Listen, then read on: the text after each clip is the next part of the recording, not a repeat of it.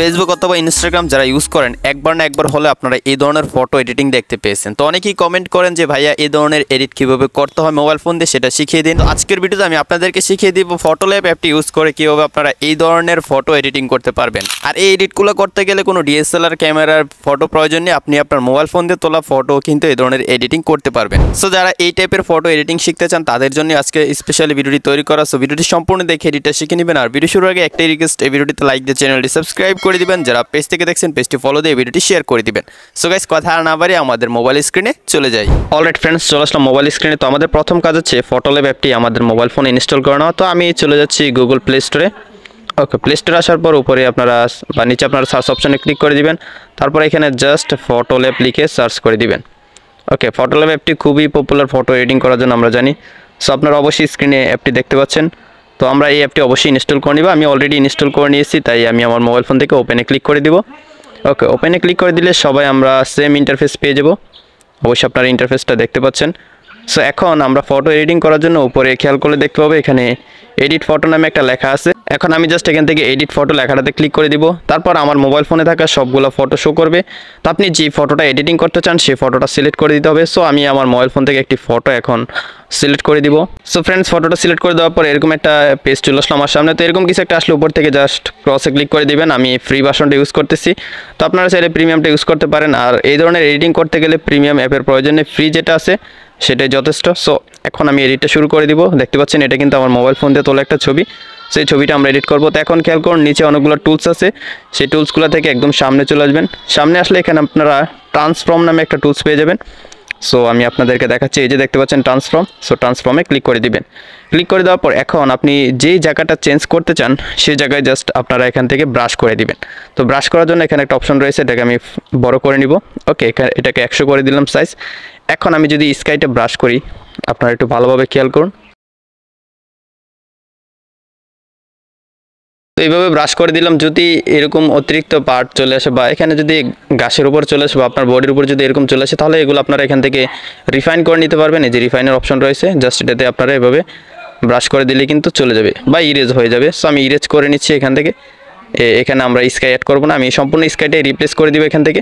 So brush হয়ে গেলে এখন আপনারা নিচে খেয়াল করুন, এখানে আরও কিছু অপশন রয়েছে, এখানে খেয়াল করার দরকার নেই। আপনার উপরে যে অ্যারোটা দেখতে পাচ্ছেন সিম্পলি এই অ্যারোতে ক্লিক করে দিবেন।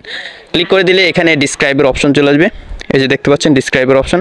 সো এখন আপনি কী ধরনের স্কাই চান সেটা এখানে জাস্ট লিখে দিবেন। ওকে, তো আমি এখানে দিব ব্লু, তারপরে ক্লাউড, CLOUD ক্লাউড স্কাই। ওকে, তো এখান থেকে গোতে ক্লিক করব বা এই অ্যারোটাতে ক্লিক করে দিব। ক্লিক করে দিলে কিন্তু আমাদের কাজটা শুরু হয়ে যাবে। একটু ওয়েট করতে হবে, নিচে কিন্তু 3টা ফটো চলে আসবে। সো আপনারা জাস্ট একটু ওয়েট করুন। তো দেখতে পাচ্ছেন আমার স্কাইটা কিন্তু রিপ্লেস হয়ে গেছে। আমি যদি একদম কাছ থেকে দেখাই, স্কাইটা কিন্তু টোটালি চেঞ্জ হয়ে গেছে এখান থেকে। ওকে, তো এখন আমি যদি নিচে দেখাই, এখানে 3টা ফটো কিন্তু আমাকে দিয়েছে। আমি যদি এটাতে ক্লিক করি দেখতে পাচ্ছেন অন্য আরেকটা স্কাই চলে আসতেছে।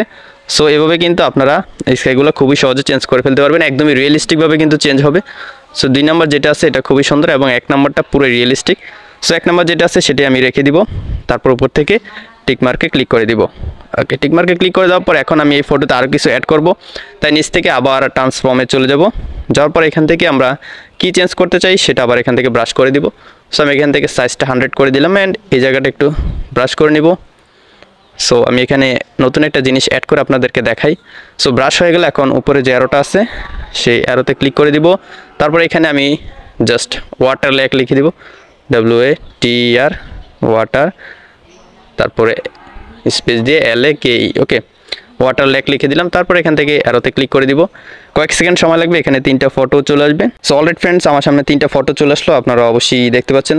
তো এটা হচ্ছে প্রথম, দ্বিতীয়, এটা হচ্ছে তৃতীয়। সো প্রথম যেটা আছে একদমই রিয়েলিস্টিক, আপনারা একটু ভালোভাবে খেয়াল করলে দেখতে পাবেন যে ফটোতে কিন্তু একদমই রিয়েলিস্টিকভাবে অ্যাপ্লাই হয়ে গিয়েছে। সো একদম ক্লোজ করে আপনাদেরকে দেখাই। তো এখন নিচে কিন্তু 3টা ফটো আমাদেরকে দিল। তো 3টা থেকে যেটা ভালো লাগে এটা আপনারা অ্যাপ্লাই করতে পারেন। যদি এগুলো ভালো না লাগে তাহলে এখানে প্লাস আইকন রয়েছে, প্লাস আইকনে ক্লিক করবেন, তাহলে আরও নতুন 3টা চলে আসবে। সো মাত্র 1 সেকেন্ডে আরও নতুন 3টা চলে আসলো। আমি আপনাদেরকে অ্যাপ্লাই করে দেখাই। সো ডিফারেন্সটা অবশ্যই দেখতে পাচ্ছেন, একদম রিয়েলিস্টিকভাবে কিন্তু একটা লেক এখানে অ্যাড হয়ে গেল। তো আমি এখান থেকে টিক মার্কে ক্লিক করে দিব। তো আমরা চাইলে এখানে আরও অনেক কিছু অ্যাড করতে পারি, সেটাও আমি অ্যাড করে দেখাচ্ছি। টিক মার্কে ক্লিক করবো, এখান থেকে ট্রান্সফর্মে ক্লিক করব, তারপর সাইজটা বড় করে দিব। তারপর এখানে আমি পাহাড় অ্যাড করতে যাচ্ছি, এই জায়গাটা ব্রাশ করে দিলাম। সো এটুকু ব্রাশ করে দিলাম। এখন উপর থেকে যে অ্যারোটা আছে অ্যারোটাতে ক্লিক করব, তারপর এখানে আমি মাউন্টেন লিখে দিব। সো মাউন্টেন লিখে দিলাম, এখান থেকে অ্যারোটাতে ক্লিক করে দিব।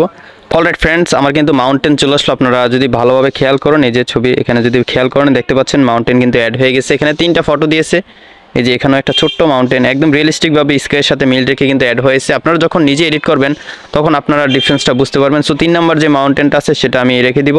এই যে নিচে দেখতে পাচ্ছেন 3টা ফটো কিন্তু আমাদেরকে দিয়েছে। তো আপনি চাইলে আরও নতুন ফটো নিয়ে আসতে পারেন। এখানে প্লাস আইকনে ক্লিক করে দিলে কিন্তু নতুন আরও ফটো চলে আসবে। সো দেখতে পেলেন কত নর্মাল একটা ফটোকে কত সুন্দরভাবে এডিটিং করে ফেললাম। তো আপনি যদি নিজের ক্রিয়েটিভিটি দিয়ে কাজ করেন তাহলে আপনার ফটোগুলো আরও বেশি সুন্দর হবে। সো এখন আমি উপর থেকে টিক মার্কে ক্লিক করে দিব।